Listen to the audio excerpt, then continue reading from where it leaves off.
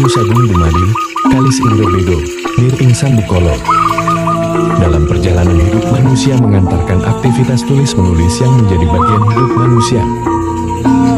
Tulisan-tulisan yang mampu merubah peradaban. Karena setiap tulisan memiliki jiwa yang hidup di dalamnya. Selamat datang di channel YouTube Katurangan Alam. Assalamualaikum warahmatullahi wabarakatuh.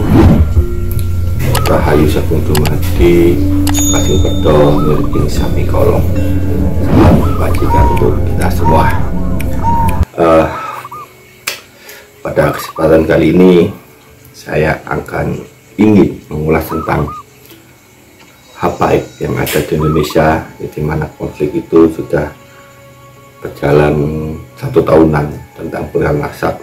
Tapi di sini saya tidak ingin membahas tentang nasab itu, melainkan tentang sejarah awal sebutan Habib itu di Indonesia dan kapan muncul nama Habib ini di Indonesia, terkhususnya di Pulau Jawa ini.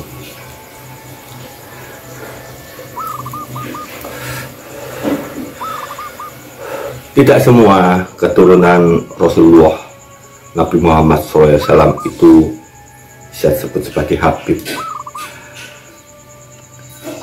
Benarkah hal itu atau demikian? Mari kita pelajari bersama sejarah awal sebutan Habib ini. Dan apabila nanti apa yang disampaikan ada keliru atau kesalahan, mohon dimaklumi, itu karena keterbatasan ilmu pengetahuan saya. Dan apa yang saya dapat adalah berdasarkan dari tutur tinular yang saya ketahui. Dari mendiang mantan Ketua Umum Robito Alawiyah Habib Zain bin Umar bin Smith mengatakan tidak semua keturunan Rasulullah SAW atau Nabi Muhammad SAW itu adalah Habib. Ketua organisasi persaudaraan keturunan Nabi dari garis Bani Alawi atau dari Hadramaut yang berpusat di Indonesia ini menjelaskan sejarah awal sebutan Habib. Sebagaimana yang dikutip dari tulisan M. Arkotiptyo di suatu media sosial Quora, ia meringkaskan penjelasan Habib Zain bin Umar bin Smith mengenai sejarah awal sebutan nama Habib. Dijelaskan bahwa akar silsilah keturunan Rasulullah SAW melalui pernikahan Fatimah dan Ali memiliki 2 sebutan, yaitu pertama Syahid atau untuk keturunan garis silsilah dari keturunan Husain, dan yang kedua adalah Syarif yang merupakan garis keturunan dari Hasan. Di antara para Syahid tersebutlah Syahid yang termuka pada masa Imam Ahmad Al-Muhajir. Al-Muhajir bukanlah namanya, melainkan gelar karena melakukan migrasi atau hijrah dari tanah kelahirannya di Basrah, Mesopotamia yang sekarang disebut dengan Irak. Ia berhijrah dengan tujuan untuk menghindari penculikan politik dinasti Abbasiyah, terutama karena ia memiliki predikat sebagai keturunan Nabi Muhammad SAW. Ia tidak dapat kembali ke kota asalnya karena belum kondusif sampai menetap di Hadramaut dan juga meninggal di sana. Ia tinggal di Al-Husayn Shah dekat kota Tarim, yang mana sampai sekarang menjadi salah satu kota penting keturunan Nabi di daerah Hadramaut.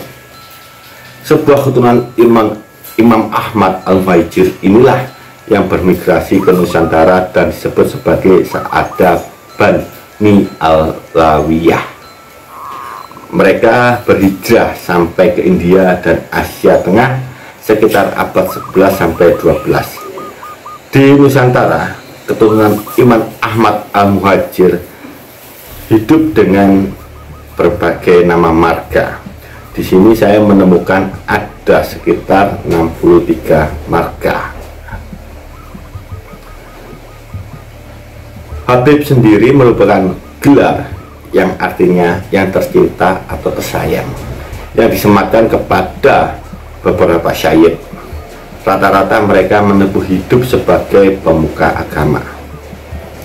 Rabita Alawiyah, Habib Zain bin Umar bin Smith menyatakan sudah ada degradasi penggunaan gelar tersebut hingga menjadikan seakan-akan semua keturunan Nabi adalah Habib. Sayangnya tidak ada catatan secara konkret yang mencatat kapan pertama kali sebutan Habib diterapkan di Indonesia. Meskipun begitu, Arkadiptyo dalam tulisannya menduga bahwa sebutan Habib mulai digunakan di era akhir Hindia Belanda, yaitu pada tahun 1800-an akhir sampai 1900-an awal.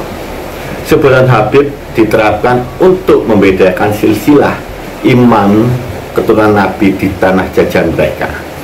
Sebutan Habib yang kita kenal berasal dari cabang keturunan berbeda dengan keturunan dari garis Asman Khan, yaitu garis dari Wali Songo. Menurut temuan Arkadiptyo, sebutan Habib pertama kali dimulai di daerah Betawi. Pada masa itu beberapa keturunan Sayyid di era Hindia Belanda mulai berguru ke Hadramaut dan membawa pulang ajaran yang mereka dapat sendiri. Beberapa di antara mereka juga pulang bersama pendatang baru dari Hadramaut lainnya. Mereka yang datang mula-mula memakai gelar Habib dan menjadi imam-imam di daerah Batavia seperti Kuitang dan Cikini. Habib Cikini berdakwah di Batavia tahun 1800-an awal, dilanjutkan Habib Ali Kuitang yang lahir di tahun 1870-an. Selanjutnya di era Hindia Belanda, dakwah Islam dilanjutkan terus oleh keturunan mereka sampai sekarang. Penyebutan Habib pun dilanjutkan secara turun-temurun seperti yang terjadi saat ini. Mereka juga membentuk perkumpulan sehingga berkembang menjadi ribuan majelis taklim, madrasah, dan pesantren. Kepada para Habib inilah kiai dan ulama di Jakarta konon belajar. Salah satu Habib yang dihormati Jakarta ialah Habib Ali Al-Habsyi yang lahir pada tanggal 20 April 1870-an dan meninggal pada Juni 1968. Ia tinggal di kawasan Kuitang, Jakarta, salah satu pusat dakwah para Habib yang saat ini berkembang. Itulah sedikit pemaparan saya tentang sejarah awal munculnya Habib. Terkait benar atau tidak sejarah itu hanya berdasarkan dari sebuah tutur menular yang berada di suatu media fora. Mungkin bagi Anda yang lebih memahami sejarah yang lebih detail, akan memberikan komentar dan tanggapan yang membangun inspirasi sejarah kita, dan sejarah dapat berguna untuk keberlangsungan anak cucu kita agar mengenal siapa leluhurnya. Akhir kata, saya ucapkan wassalamualaikum warahmatullahi wabarakatuh. Salam Rahayu, Rahayu Sagung Dumadi, Kalsing Kedoni ing Sambikala. Terima kasih telah menyimak sampai habis video. Sedikit penjelasan dari kami. Dan apabila adanya kekeliruan atau kesalahan, itu dikarenakan keterbatasan ilmu pengetahuan kami. Sampai jumpa pada kesempatan berikutnya. Rahayu, Rahayu, Rahayu Sagung Dumadi. Kalis ing Rebedo, Mir ing Sambikolo.